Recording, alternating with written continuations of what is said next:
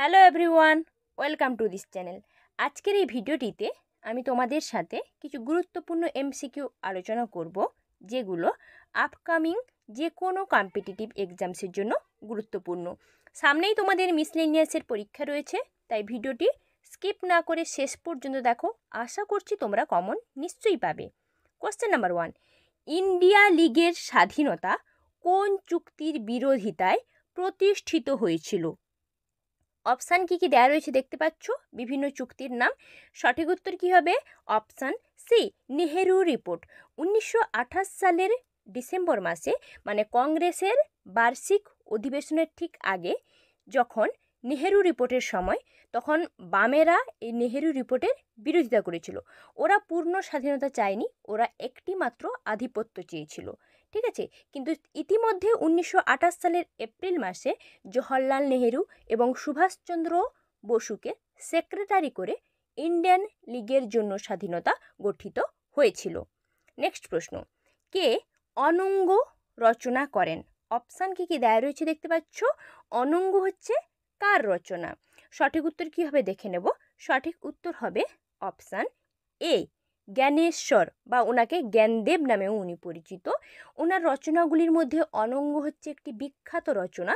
জ্ঞানেশ্বর, যিনি একজন মারাঠা শাসক ছিলেন, যিনি মহারাষ্ট্র অঞ্চলের একজন রহস্যবাদী কবি বলতে পারো, জ্ঞানেশ্বর বা জ্ঞানদেব, যিনি মধ্যযুগীয় ভারতে তার আধিপত্য বিস্তার করেছিলেন। নেক্সট, পুঞ্জ চাষের অনুশীলন কোন রাজ্যে পাওয়া যায়?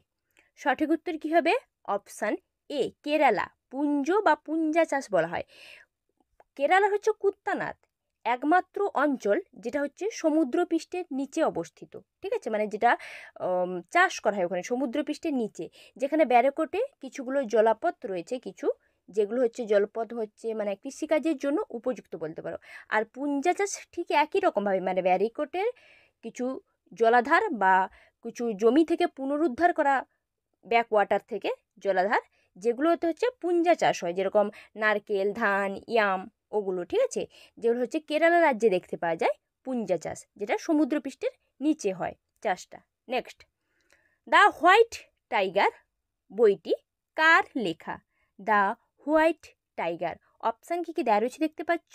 সঠিক উত্তর হবে অপশান এ, অরবিন্দ আদিগার লেখা। এটি একটি উপন্যাস, দ্য হোয়াইট টাইগার, যেটা অরবিন্দ আদিগার রচনা।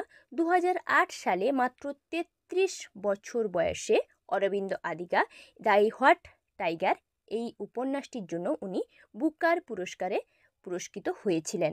ঠিক আছে, দ্য হোয়াইট টাইগার, যেটা হচ্ছে অরবিন্দ আদিগার রচনা। নেক্সট প্রশ্ন, ধারণার মানুষ হিসেবে কে পরিচিত, বা ধারণার মানুষ এই নামে কে পরিচিত? সঠিক উত্তর কি হবে? সঠিক উত্তর হবে অপশন বি, সুলতান মোহাম্মদ বিন তুগলক। উনি ধারণার মানুষ বা মানুষের আদর্শ হিসেবে পরিচিত, যিনি একজন খুবই বলতে পারেন একজন প্রখর বুদ্ধিজীব ছিলেন, যিনি ফার্সি ভাষার একজন প্রখর, ফার্সি কবিতার একজন প্রখর কবি ছিলেন, যিনি মোহাম্মদ বিন তুগলক।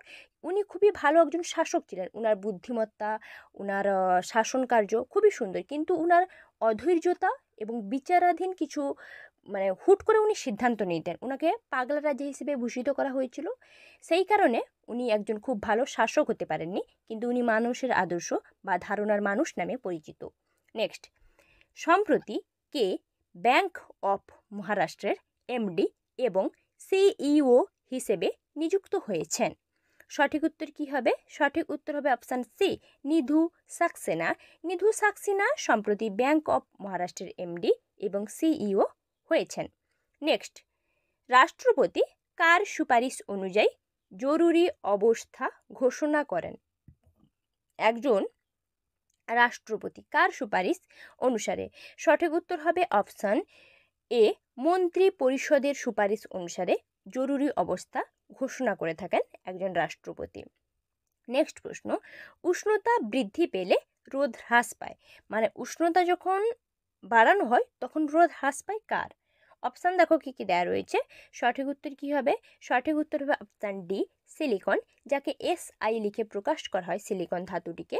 এই ধাতুটির উষ্ণতা বৃদ্ধি পেলে রোদ হচ্ছে হ্রাস পায়, মানে উষ্ণতা বাড়ানো হলে রোদটা কমে যাবে। ঠিক আছে?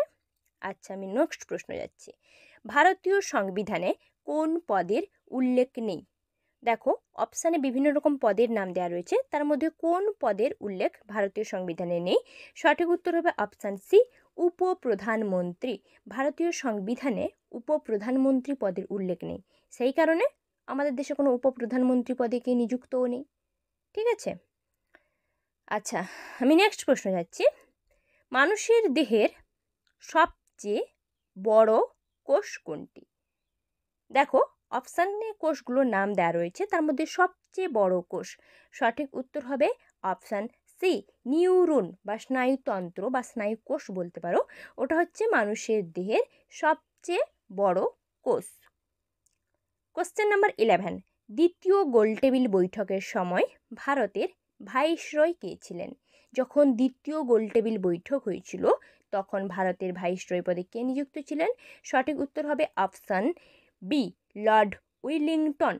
দ্বিতীয় গোলটেবিল বৈঠকের সময় ভারতের ভাইসরয় ছিলেন লর্ড উইলিংটন। নেক্সট প্রশ্ন, ভারতীয় সংবিধানে প্রস্তাবনাটি কত সালে সংশোধিত হয়? সংবিধানে প্রস্তাবনা যে সংশোধিত হয়েছিল কত সালে? সঠিক উত্তর হবে অপশান বি, 1976 সালে সংবিধানের প্রস্তাবনাটি সংশোধিত হয়েছিল। নেক্সট প্রশ্ন, কোনটি অভ্রের প্রকৃতি নয়? অভ্রের তো বিভিন্ন রকম প্রকৃতি বা ভাগ রয়েছে, তার একটা নাম রয়েছে, তো এখানে কোনটা নয়? অপশান যেগুলো দেওয়া রয়েছে, সঠিক উত্তর হবে অপশান ডি, সিডেরাইট। সিডেরাইট অভ্রের প্রকৃতি নয়, বা সিডেরাইট হচ্ছে অভ্র নয়। নেক্সট, 30 ডিগ্রি সেলসিয়াস তাপমাত্রায় কোন ধাতুটি গলে যায়? মানে যখন টেম্পারেচার 30 ডিগ্রি সেলসিয়াস হয় তখন ওই ধাতুটি গলে যায়, কোন ধাতু? সঠিক উত্তর হবে অপশান এ, গ্যালিয়াম ধাতু।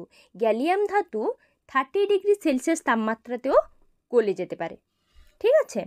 আচ্ছা, নেক্সট, রিহান্দ বান্দ্রি কোন রাজ্যে অবস্থিত? দেখো, অপশানে রাজ্যগুলোর নাম দেওয়া রয়েছে, তার মধ্যে কোন রাজ্যে রিহান্দ বাঁধ রয়েছে? সঠিক উত্তর কী হবে? সঠিক উত্তর হবে অপশান এ, উত্তরপ্রদেশ রাজ্যে। উত্তরপ্রদেশ রাজ্যের সোনভদ্র জেলার পিপরিতে রিহান্দ বাঁধ রয়েছে। রিহান্দ বাঁধ যেটা হচ্ছে একটা, যেটা জলাধারের দিক দিয়ে দেখতে গেলে এশিয়ার দ্বিতীয় বৃহত্তম জলাধার।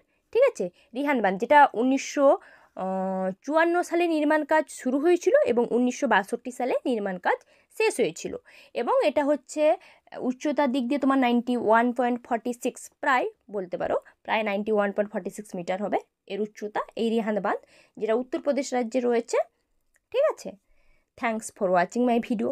এখনও যারা আমার চ্যানেলকে সাবস্ক্রাইব করোনি, নতুন নতুন কন্টেন্ট পাওয়ার জন্য চ্যানেলটিকে সাবস্ক্রাইব করো, ভিডিওটিতে লাইক কমেন্ট শেয়ার অবশ্যই করো, যাতে ক্রিয়েটাররা আরও বেশি করে মোটিভেট হতে পারে।